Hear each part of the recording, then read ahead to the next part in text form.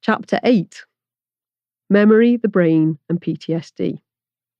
Uncovering the Roots of Trauma. After constantly being at the top of your class at school, you started medical school or other training. Almost everyone there was also at the top of their class. It can be a hard lesson to learn that you're not at the top anymore, and often you learn it away from home by yourself. You expected the training to be challenging and rigorous, and it was. As you progressed, you expected to experience the respect you assume real doctors or other professionals experience. That never really happened. Often you felt in the way. Later you may have felt like a bum on a seat on a rota.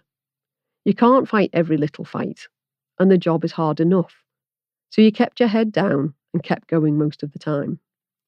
The healthcare system, for example, never allows trainees and staff to get above their station. We know our allocated place, even if we disagree with it. Then, one day, you started to wonder how you got here accepting the rubbish bits. The saying goes that the standard you walk past is the standard you accept. I'm afraid I have to disagree in this case. Who could fight every little thing while still doing the job? Ritual humiliation should have been long consigned to the bin, and mostly it has been. Our senior colleagues did live through it, and it shaped them. It flattened them while teaching them to look all puffed up and confident. No wonder many of us were traumatised. The investigation is ongoing, but an NHS consultant is said to have demanded the shoes from a group of junior doctors, which were only returned when the ward discharge summaries were all completed. Whatever the investigation finds, it may all have been a misunderstanding or completely untrue. The medical profession immediately believed it.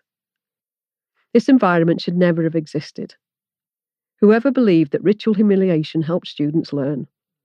Students just learn how to keep quiet and keep their heads down. They learn not to question or challenge things, ultimately costing us all. Many of us still experience the following: being put on the spot and floundering. Permanent staff making us feel in the way or useless. Hearing, what did they even teach you in medical school these days? Begging staff to listen to cases or sign off paperwork and having to act subservient. Hearing, you're the doctor, you decide, and not having the first clue what to do. Strings of interviews before getting a job. Can't they see how good I am? Maybe I'm really not that good. And that was my trauma identified during therapy. Each of us has multiple examples. I've started talking about going through traumas as going through stuff. We think of trauma as something our patients suffer, and our stuff seems so minor in comparison. But it's not a competition. Our stuff affects us in the context of our own lives. There will always be people who've been through worse.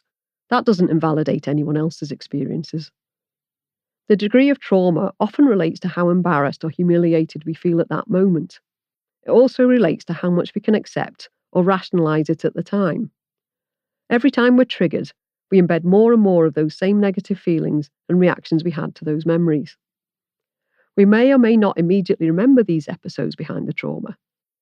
They might come back with a bit of prompting or a reminder. On the other hand, we may recall many details about the scene: who was there, what they wore, what they said. We may remember our reaction, the specific words used, feelings at the time, endlessly playing what we wish we'd said or done. If we remember that much detail, the memory is up front and has yet to be fully processed, and that is a traumatic memory. These memories were never filed away in our memory. They were never fully processed, and we must make sense of them to reach that stage. They weren't fully processed because they felt wrong or unfair, or we couldn't understand or accept them. We often attach negative self-beliefs to these memories, probably because those emotions were so strong when we experienced them. Each time we get triggered, we reinforce these negative self-beliefs and reactions. The traumatic memories may be fragmented and stuck in the amygdala, like the RAM in your computer's short-term memory. All memories with an emotional context route through here. The vast majority are processed and filed immediately. For those that aren't adequately processed, they sit there, available to be triggered again and again and again. A brief description of memories and brain function. Your brain isn't a pile of stacking shelves like an Amazon warehouse. It quickly makes connections between memories and files them where it makes the most sense.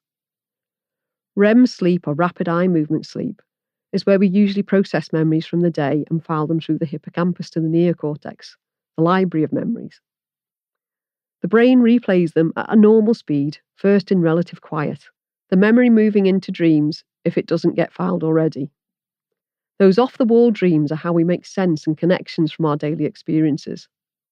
Sleep does so much more than restore us physically. It also means that saying sleep on it has a solid scientific basis.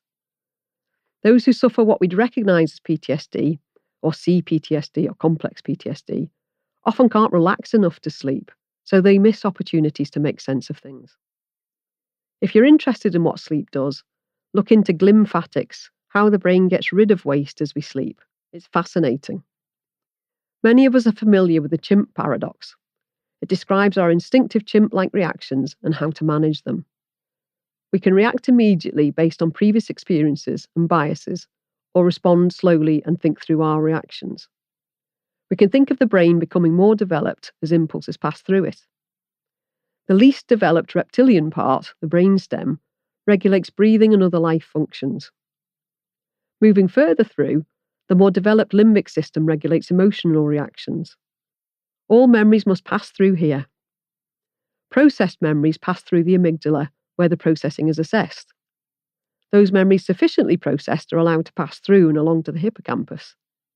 This then directs them to the most appropriate part of the cortex for filing, taking account of their context. It finds the best slot for them. So the amygdala acts as a screener.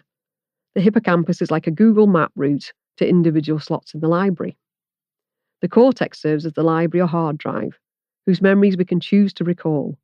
They don't affect us frequently or trigger immediate emotional responses. It's remarkable that the brain processes and files almost all the information it takes in as it takes it in. What happens to the memories that get stuck? And remember, that's only a tiny proportion of memories. They lie at different levels in the limbic system, but all of them can be triggered by similar experiences again. Not every day, perhaps, but whenever a similar thing happens again. And these are the different levels of memories. 1. Surface memories. They remain at the surface. We're often aware of them and that they produce emotional responses. 2. Suppressed memories. They lie below the surface.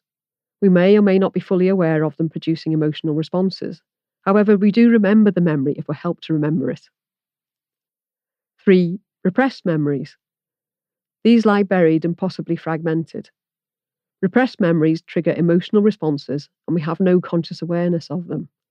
We often can't retrieve these memories without therapy, but they still affect us even if we don't recognise them. This is a form of PTSD, negative emotional responses today from previous traumatic memories. It's not PTSD as we usually think of it.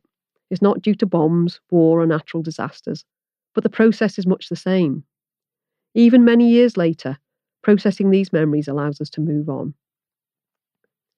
Big T and little t traumas. Think of these as big T and little t traumas. You can have a mixture of both. Remember, we can think of the traumas as having gone through stuff. The big T and little t's do not reflect the character of the person affected. Any trauma can cause any reaction in anyone at any time. It's the whole situation and context. It may be one isolated trauma or a whole stack of them. The big T or little t refers more to how prominent the trauma is to others. Big T traumas are the obvious ones like bombs, war, child abuse, etc. I visualise the Angel of the North statue as an analogy here. The massive T-shaped statue, visible for miles driving into the northeast of England. The great Anthony Gormley designed it, and it can represent a trauma significant enough for everyone to see. Little t traumas can often be embarrassing, unfair, or humiliating experiences. These may not be even visible to those around us.